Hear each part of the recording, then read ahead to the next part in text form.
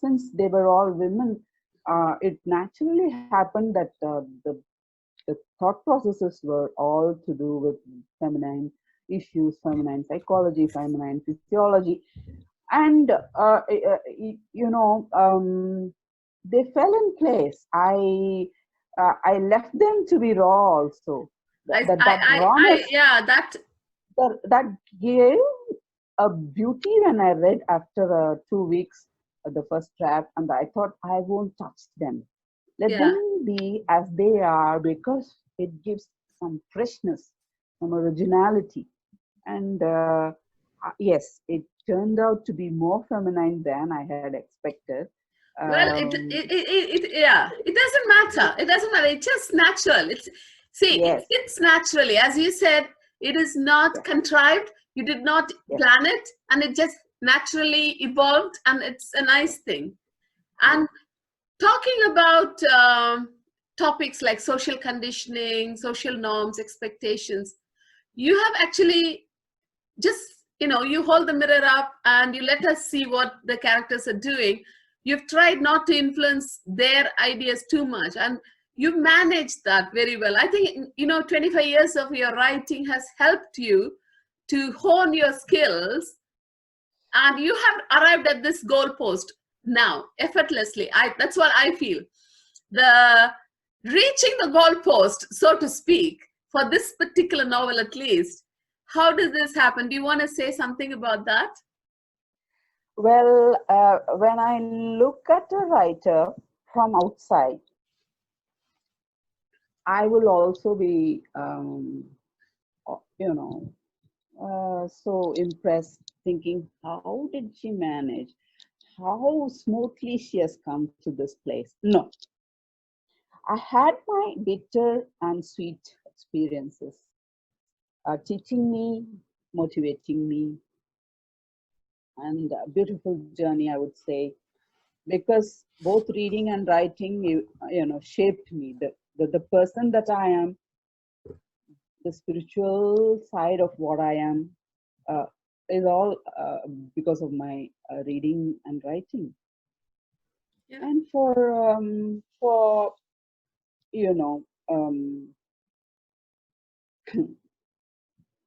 the empathy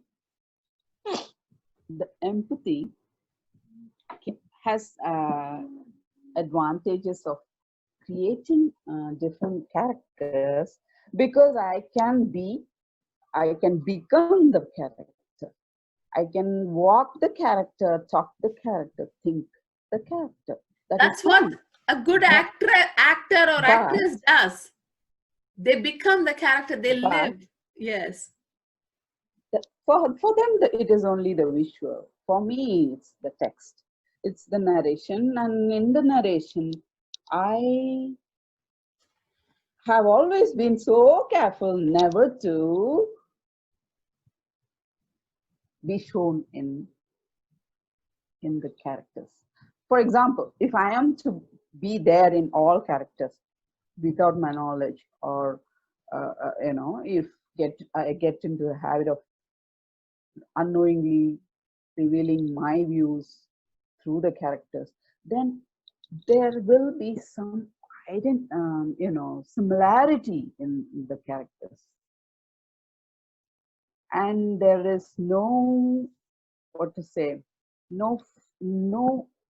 fun, or there is no credibility. Yes, I would say it will be very, the character, it will be monotonous and boring. And I am known for not showing in any of the characters, and I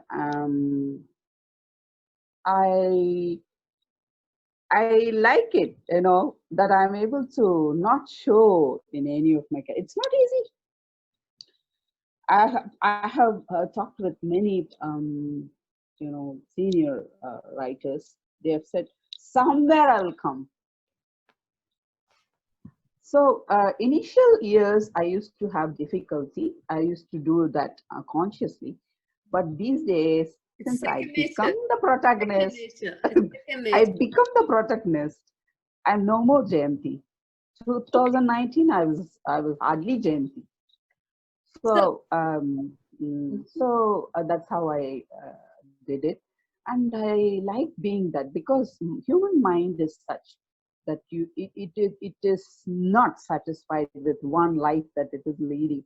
It always desires I know. experiences so much, Yes, I know 1,000 all times about that.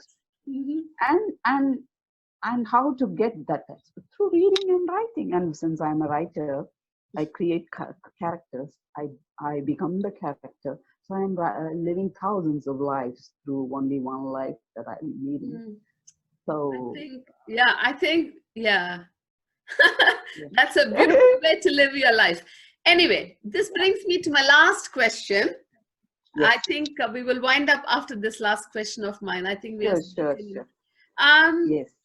You have approached the non-linear way of storytelling in this one. It's a very simple, very almost audacious in its simplicity. It's very refreshing and unique. Yes. What are the what led you to do? Share some insights about how you came across or came upon this captivating storytelling technique. Well, whoever read Misplaced Heads, they are feeling this freshness, and I can understand, because as the creator, during the creative process, I want some challenge, and I want some freshness, and I want to break the conventions. Always, whether it's a short fiction or whether it's a novel like Misplaced Heads. If I'm not doing all these, then I am not left with any experience from this novel creation. Novels are not just I give, you consume. It's never the case. It shouldn't be the case. Exactly. It should always be the creator and the reader participation. And when I leave ample room for that participation, that abstractness, the beauty of the abstractness I brings understand, about that. because I was reading something somebody created, and I was like, oh my God, where is this person? Why is there's nothing left to the imagination of the reader at all? And then it becomes so difficult to read the next line. So, okay, you're spelling everything out for us. Stop it. I have a brain. I can think. I want to be part of this. Exactly. I respect my readers. I think of them more than what I am. Intellectually, I believe they are in par with me in the intellect, or even more than me. And when they read my fiction, experiencing and thinking more than I had intended, then it is a big success. And when can that happen? When I leave room for imaginations, their own imaginations. And that kind of writing, for that kind of writing, I need certain tools. What are the tools? I discover them. And in the process of discovering, such linear abstractness come about. And that's what the reader... I think this work of yours, it's like this impressionistic painting in my understanding of it.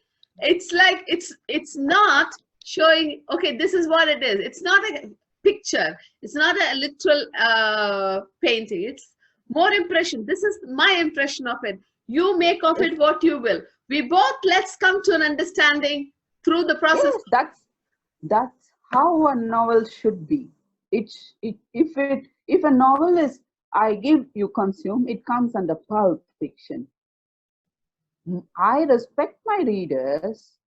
I take their intellect better than at a better level than mine, and therefore I write for those intellects. When I do that, I think that is important. Such works will stand the test of time. You know why Shakespeare is still fresh today? You take it and read. He can still resonate with the 21st century people. it's just because the universality. He introduces the universality of ideas, and he allows you chance to interpret as you wish. Likewise, you also have given the readers a wonderful experience in creating something where we feel participatory, and we feel that we can employ our intelligence to, you know, put more shades. Yes. So if you see, Shakespeare wrote just one play, and if you take one character, there is a section, the whole section on one character in Macbeth. I think it was Iago, and just so many books about him as a, you know, if so much interpretation is possible, it opens up avenues of more experiences for the reader, and that is wonderful. I think you've done non-linear. You were. Thank you so much. The non-linear aspect of it, the shuffled abstractness, is creating that that room for imagination. And not just that, it also, you know, it reflects. After all, fiction is the reflection of life, isn't it? The unpredictability, or the abruptness or haphazardness of the life, unpredictable aspects of life, that can be brought about in that kind of non-linear thing, so that the reader really gets that feel of it. And because life is like that, isn't it? Life is not in one. So those who are able to you know, think that way, they can enter the world that I've created. If somebody is not able to enter the world I've created now, they can wait. They can enter the world next year when they have that mindset. But when they do enter, they will really enjoy. And also, every time you pick up a book, it's supposed to give, if the second reading gives you another shade of meaning, another interpretation, that is important. If it feels the same as what you read, you're not going to go through the second reading. So that is one thing. I think it's going to be successful for that part. And I think, you know, some of your works are being considered by the contemporary literature students. I think your Misplaced Heads has broken out of the Tamil realm into the English, and now it's going to reach a far wider audience, and I think it's going to have great success. And look forward to. I hope so. Yes. So thank you so much for talking. And thanks for reading. Thanks for the support you're giving for Misplaced Heads. And it's fortunate. Misplaced Heads is fortunate to have so many first readers, especially Usha. Thank you so much. Thank you. Okay. Cheers. Bye-bye. Cheers. Bye.